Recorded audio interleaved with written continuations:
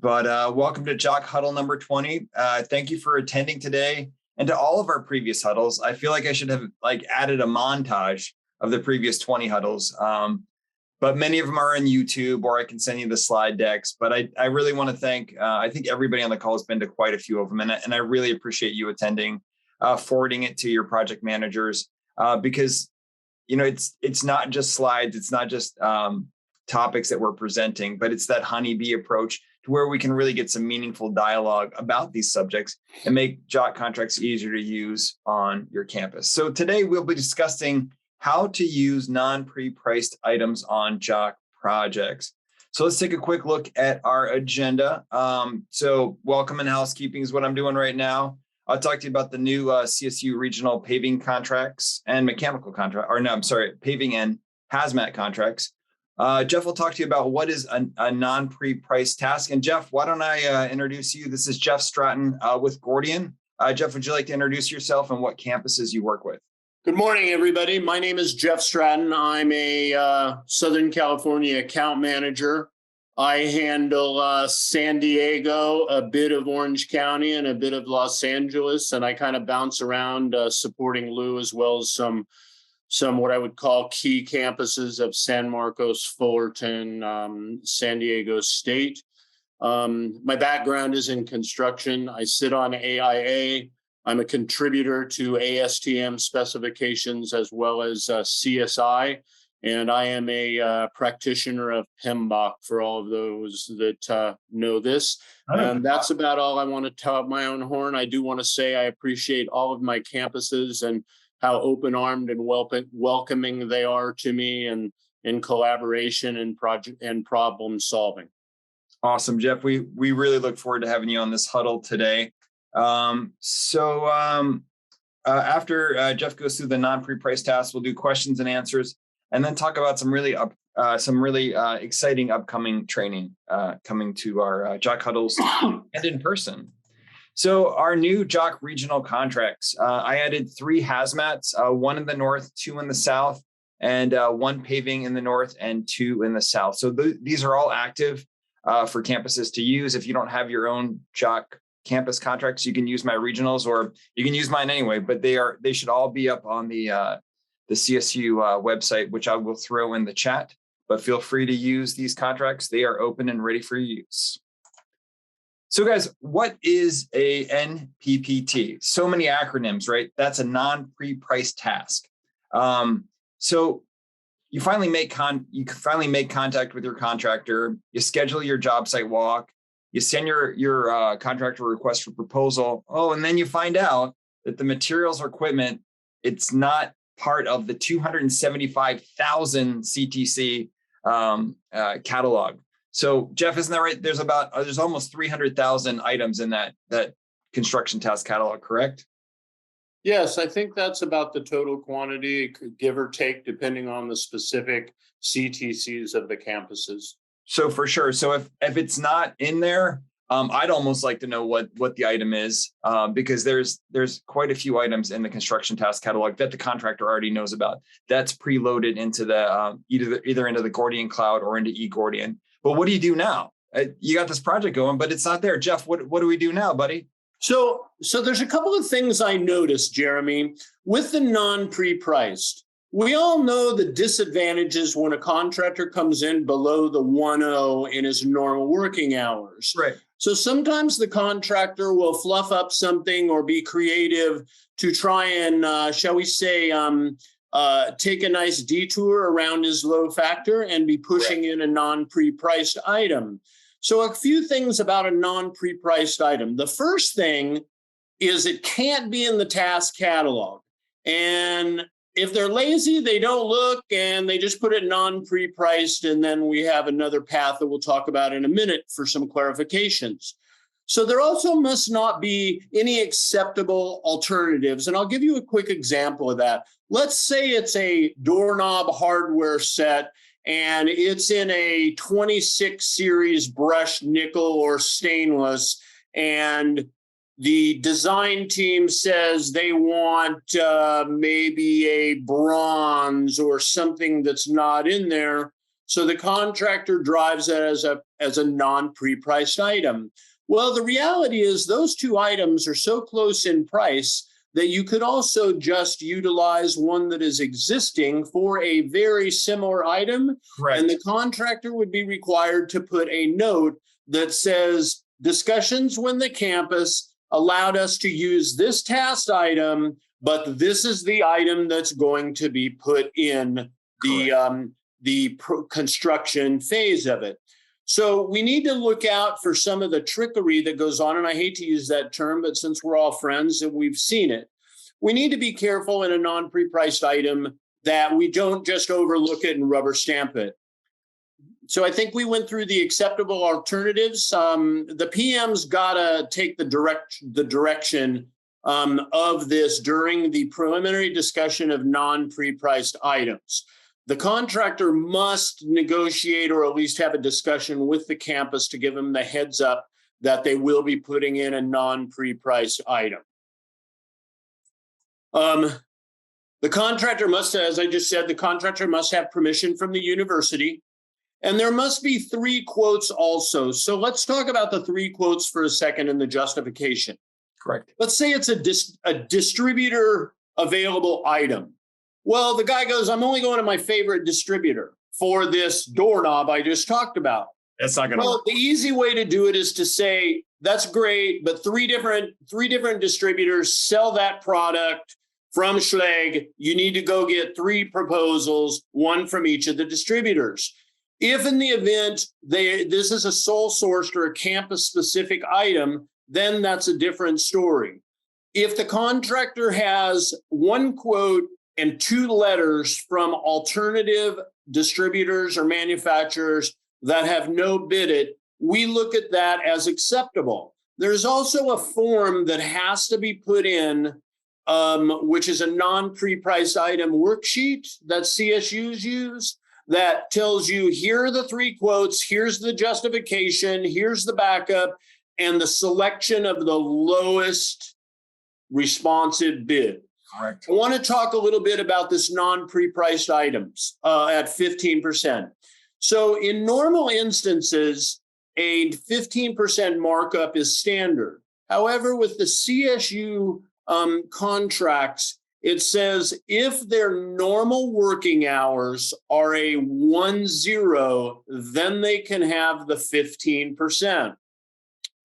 If the normal working hours factor is below 1, then it is the 115 times their normal working hour, and that gives the adjusted non-pre-priced factor. Again, we say if it's under 1, we're going to have a problem in the beginning, and if it's under 1 on the non-pre-priced, you're really going to have an issue. Yeah. An example is I'm working with San Marcos on a project that is some very substantial material costs, and the contractor is at a 9.5.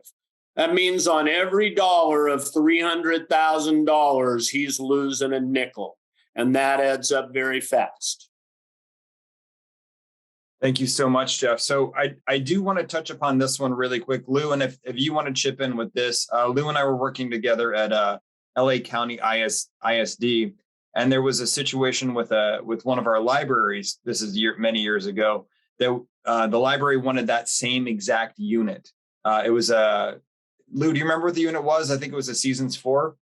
Yep. Yes, it was a Seasons 4 unit. So they wanted that same unit to replace the existing unit, which actually that does fit under JOC.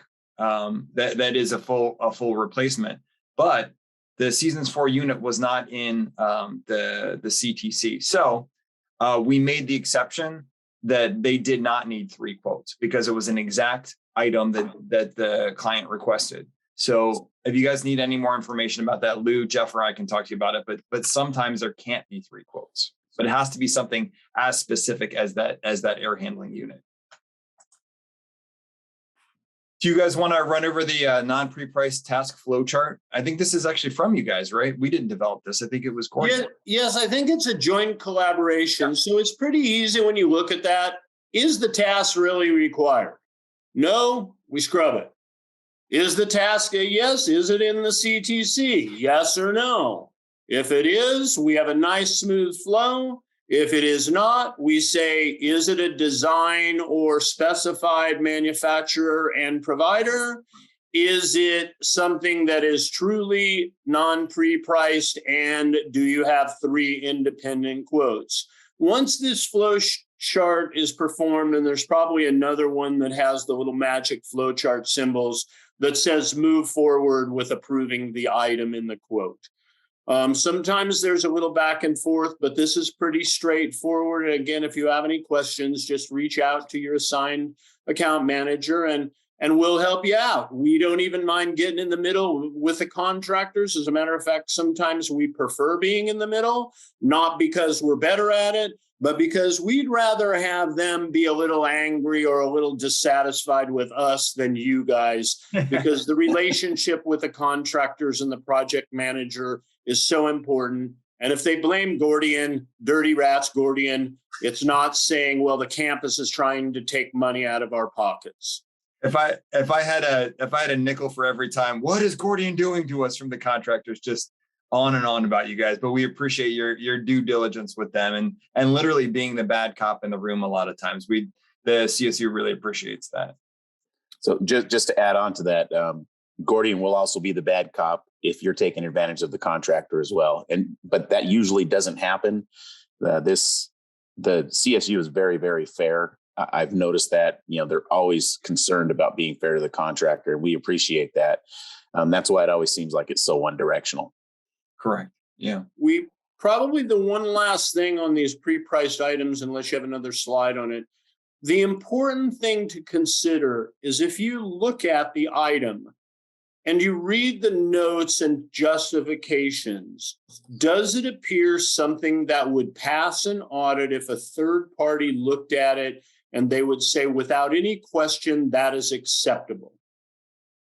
That's you nailed it. You nailed it right on the head there. So let's touch a little bit about cost escalation. So the general conditions and big note clearly state that the contractor, they're responsible for escalation. It says it at the time of the bid, it says it in the big note, and it says it in the general conditions. So if they start complaining about escalation, the only thing I would say is that these extreme spikes in material costs. So with inflation, the pandemic, and the Dodgers losing the playoffs. Wait, is it too soon? Is it too soon, Dodgers fans? Sorry. So with these extreme spikes in material costs, the contractors have to show their work and provide price quotes from their distributor, not Home Depot. I don't want to see any Home Depot, receipts. Oh, look, now it's more expensive. What is the real price of it? Why has it gone up? And if it exceeds that 25%, bring it on. Let's see it. Let's audit it. And that backup that says why it's more expensive. Gordian wants to know about this too, because it helps them really fine tune their construction task catalog. So Jeff, Lou, do you guys have any more comments on this one? So on this material costs, again, I find the CSU system very reasonable of not wanting to take advantage, but again, not wanting to be run over. If you run into some of these 25% exceeds, reach out to your account manager or your account manager and myself. I have very good relationships with manufacturers over the years, as well as most of the distributors in California. And a lot of times they will make concessions on the front end to give the distributors a little bit of a discount that then is passed through to you guys, especially being that you're higher education. But I find a lot of contractors, they will go out and they will find 3 distributors that are extremely high. And we make another call to somebody that we're familiar with and they go, no, Jeff, I can give it to you for 20% less than that. So if it is the little ticket items, it's probably not worth any of our times, but the big ticket items where it's a big package of money, I would certainly reach out to the Gordian team and help allow us to help with the due diligence if needed. Perfect. Thanks so much, Jeff. So here's a little slide back to you, Jeff, to talk about how to allow for the spikes in material costs. Is this from eGordian or is it from the cloud, you guys? you know what this one's from? This looks like it's from Gordian. Okay. It's kind of hard to tell with that minimum snippet. So on the spikes for material cost, I see a couple of different ways that the different organizations do this. They can make an adjustment of material only based on the CSI number. And then they can say instead of 10 sheets of plywood, it might be 12 or 15, and that offsets it. To me, I shy away from that approach. And if you want to do that, it's really your decision, project managers. I shy away from it because it could be a questionable audit if it is compared to the takeoffs on the plans. And normally, if it is a truly justified item, I can see them putting it in a non-pre-priced and use that. But what I really like to do is use the direct reimbursement, which is a nice, clear, easy way to do it. It's a one-to-one pass-through, and it's not something that is buried in some creative process. You just say your 25% is justified, give me the backup, and then put it in as a reimbursable one-off so that it is for the exact dollar value, a 1% or a 1.0 pass-through, and then have them notate discussed and approved with the campus. The nice thing about using a non-pre-priced only, it's harder to override the factor to make it a one-to-one, but the non-pre-priced does have an area that you can upload the justification. To me, I just want to make sure that the contractor is getting the dollars he needs and that the campus is not paying a surcharge on these material costs. Right. The other thing we look at, Jeremy, in this, was it really the responsibility or was the fault because when the initial proposal was set and the manufacturer said this quote is good for 30 days, did that contractor delay 45 or 50 days to then purchase the material, which was outside of the agreed to 30 days? I look at that and say, that's not our fault. That's the contractor's fault. And how you handle that, again, is based on your judgment as a CSU project manager. Yep. Agreed. Very good points. Thank you for that, Jeff. So always remember the golden rule, you guys, that JOC General Conditions 5.06 says the campuses can reject these proposals for any of these following reasons, including and not limited to that it exceeds the university's estimate.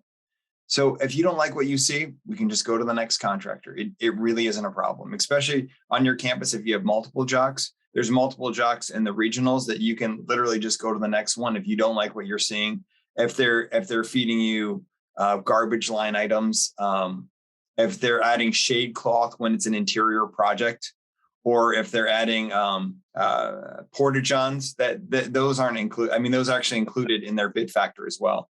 Superintendent, foreman, these are all fees that are included in their bid factor. So we're not going to even entertain those, and you can actually reject those flat out. See your your Gordian account representative for more information. They actually have, I don't have it with me, but they have the Gordian Big Note, which I can attach to this slide deck. But it's really it's a 4 or 5 page what to look out for when you're reviewing your proposals from your contractors. Jeff, do you want to add anything on this slide? I think it's just important to understand you can push back. Yep. And don't let them put stuff in there that you have questions on. And if you're questionable, just ask us. You know, we do this all day, every day, and a lot of you do a lot of these. And if it looks like something that is a similar project and you haven't seen that line item, I would question it almost every time. Sometimes I just question line items just to see if the contractor really was on his game when he was putting those in. Correct. Cool. Thanks for that, Jeff. So we reached the end. Any questions and answers from the campuses or from Gordian or from anybody for that matter?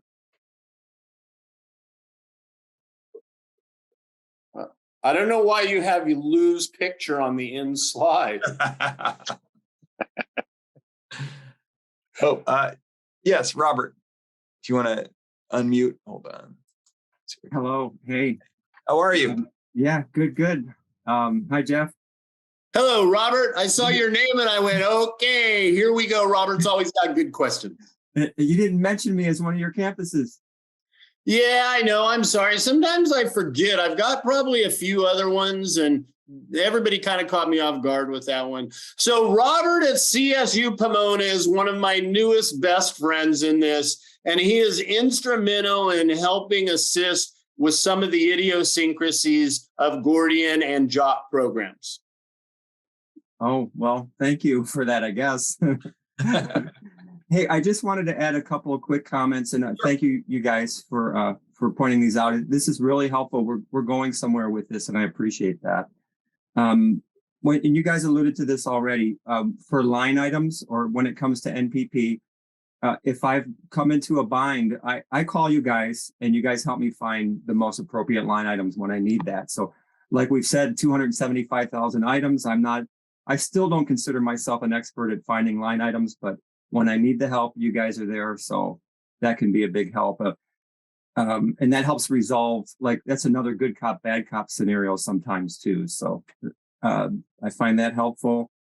And then I also just wanted to stress that as we went through over the years, the NPP factor, we applied the normal adjustment factor. There was a time where we didn't do that. We just allowed a 15% markup. And so part of the challenge we had was that we had dipping bid factors. So I always found it helpful when we applied the normal hours to the bid, to the NPP item. And that's something I like to stress in my bid walk, my bid meeting, because I like to reinforce that if people think they're going to go NPP, it's not going to work in their favor if they low bid us. So, and we'll basically just reject it. I'm not a fan of NPP, but it's there when we need it, and that's the good of it. Thanks. All of you have probably noticed that when we assist in entering in the contracts, we do the calculation per the CSUs so that the non-pre-priced factor is not something that they have the ability to negotiate. They just pull the non-pre-priced out of the drop down, and that factor is automatically put in. We try and catch that on the front end so that it's not a battle with you guys. As Robert said, the contractors believe, hey, we can go in low, we'll non-pre-price it, we'll get a 15-cent adder on the dollar, and then they come back mad because nobody read the instructions on what that non-pre-price factor ends up. Yeah. Well, good. Any more questions, folks? Anything else? All right. I guess silence is golden. I thought I was going to. I'm here with Gordian. I just wanted to highlight and kind of echo what everyone said, but the one thing I always say about non-pre-priced items is it's at the discretion of the campus at the end of the day. Yep. Contractors don't get to make that decision each and every time. There's no extra conditions with that. It's always at the discretion of the campus to approve a non-pre-priced item at the end of the day. And that's kind of always first and foremost. I want contractors to always understand. But great presentation, and echo the sentiments of what everyone said today. Awesome. Thanks so much for that, Zeb. So to give the tail end real quick on Zeb's, the contractor's supposed to start this discussion before the non-pre-priced is in the proposal. And that saves a lot of problems. And Robert, I'm sure that you talk to them up front if in quote unquote, if you think it's non-pre-priced, Mr. Contractor, you need to talk to me about it before you shove it in the proposal. Sure. Thanks so much for that, guys. Some fun upcoming trainings we've got coming up. I'm really proud to announce that CSU is actually going to be hosting the CJE, the Center of JOC Excellence Certificate Training Session. So this is going to actually, I think it's a 2 or 3 day series where we're going to invite your campus, your JOC campus reps to come in and learn more about this, how the Center of JOC Excellence does work. You can Google it or ask me for more information, but we're actually going to have a 2 to 3 day series at the Chancellor's office, or maybe even up in the Bay Area, and help you guys be able to prepare and study for a credential that's offered by the Center of JOC Excellence. And if anybody has any great ideas for a campus choice for JOC Huddle number 21, you can either drop them in the chat right now or email me. If there's subjects or topics that you'd like to hear, please let us know. Oh, there's a thing up here in the, so question, is there a citation reference in the JOC GCs for obtaining credits for work not performed? Scott, I'm going to come back to you on that one, okay? I'll come back to you on that one. But everybody, thank you so much for attending today. And have a great weekend, everybody.